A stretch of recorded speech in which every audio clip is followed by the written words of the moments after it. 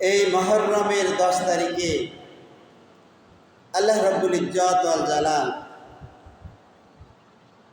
অনেকগুলো গুরুত্বপূর্ণ ঘটনা সংঘটিত করেছেন। হযরত আব্দুল কাদের জিলানী রহমতুল্লাহ আলাইহির রচিত গুনিয়াতুত তালিবিন কিতাব থেকে 10ই মুহররমে সংঘটিত অনেকগুলো গুরুত্বপূর্ণ তথ্য পাওয়া যায়। 10ই মুহররমে যে সকল গুরুত্বপূর্ণ বিষয়সমূহ সংঘটিত হয়েছে তন্মধ্যে আব্দুল কাদের জিলানী রহমতুল্লাহ আলাই তার গুনিয়াতুত তালিবিনে এই গুরুত্বপূর্ণ বিষয়ের কয়েকটা বিষয় তার কিতাবে সন্নিবেশ ঘটিয়েছেন। হযরত আব্দুল কাদের জিলানী রহমতুল্লাহ আলাই তার কিতাবের 1 নম্বরে যে জিনিসটা লিখেছেন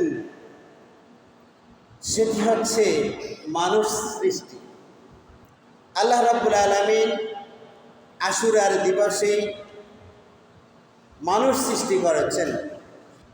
মানুষের মধ্যে সর্বপ্রথম মানুষ আমাদের আদি পিতা হযরত আদম আলাইহিস সালাতু ওয়াস সালামকে সৃষ্টি করা হয়েছে 10ই মুহররম। আল্লাহ রাব্বুল আলামিন হযরত আদম আলাইহিস সালাতু ওয়াস সালামের সৃষ্টির ব্যাপারে তিনি নিজেই বর্ণনা দিলেন। আল্লাহ তাআলা বলেন, إذ قال ربك للملائكة إني خالق بشرا من طين। রাসূল করিম সাল্লাল্লাহু আলাইহি ওয়াসাল্লামকে আল্লাহ রাব্বুল আলামিন উদ্দেশ্য করে বলেন, যখন তোমার প্রভু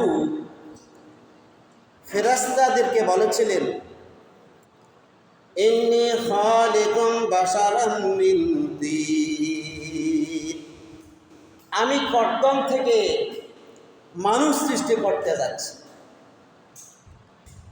ফাইদা সাওয়াইতুহু ওয়া নাফাখতু ফীহি মির রূহি ফাকাউ লাহু সাজিদিন। ফাইজা সাওয়াইতুহু, যখন আমি উহাকে সুষমামণ্ডিত করব, সজ্জিত করব, ওয়া নাফাখতু ফীহি মির রূহি, এবং আমার রূহ ওই দেহের মধ্যে প্রবিষ্ট করব, ফাকাউ লাহু সাজিদিন, হে আমার ফেরেশতারা তখন তোমরা তাকে সিজদা করবে, তখন তোমরা তাকে সিজদা করিও। ফাসাজাদাল মালাইকাতু কুল্লুহুম আজমাউন।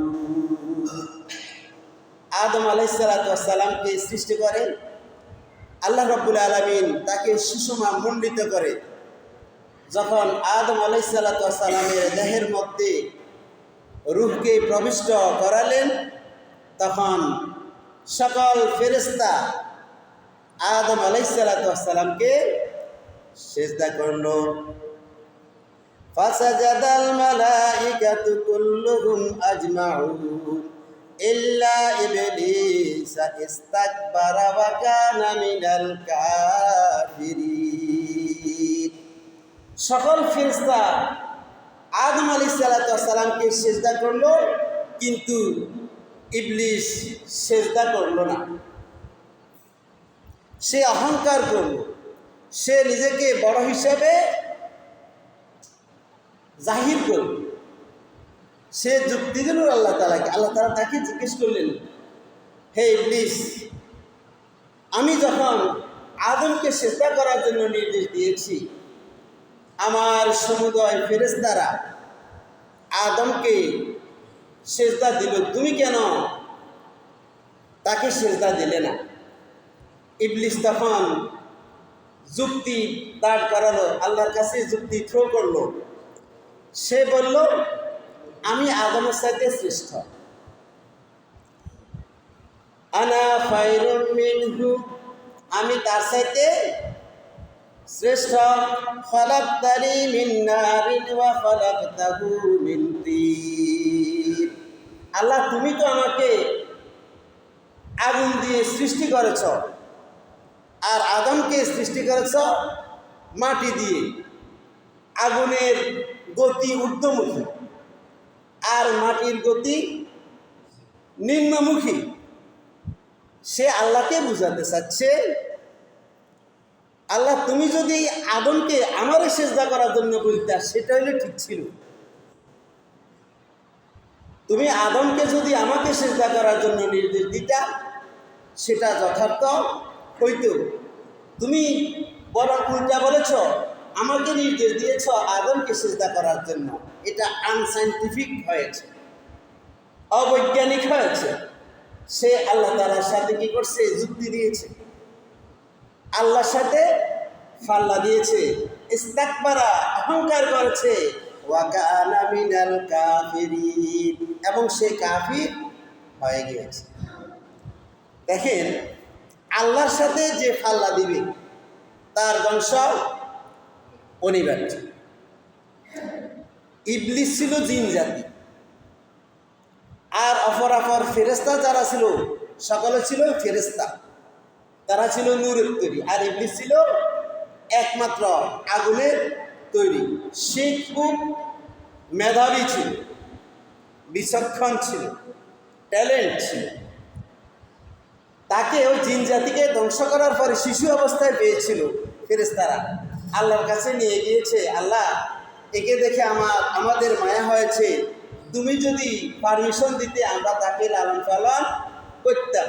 আল্লাহ তাআলা পারমিশন দিয়েছেন।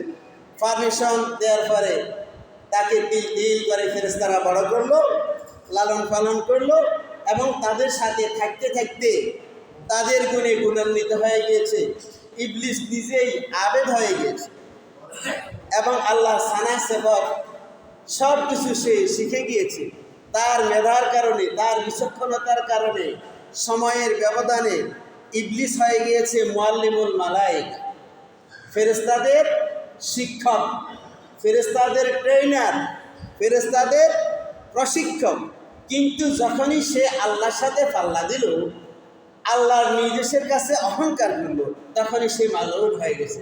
তার নেতাগিরি শেষ, তার ওস্তাদগিরি শেষ, তার লিডারগিরি শেষ।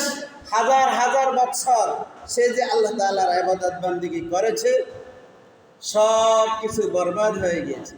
আল্লাহর সাথে যখন সে পাল্লা দিয়েছে, আল্লাহর সাথে যখন সে যুক্তি থ্রো করেছে, তখন সে অভিশপ্ত হয়ে গেছে।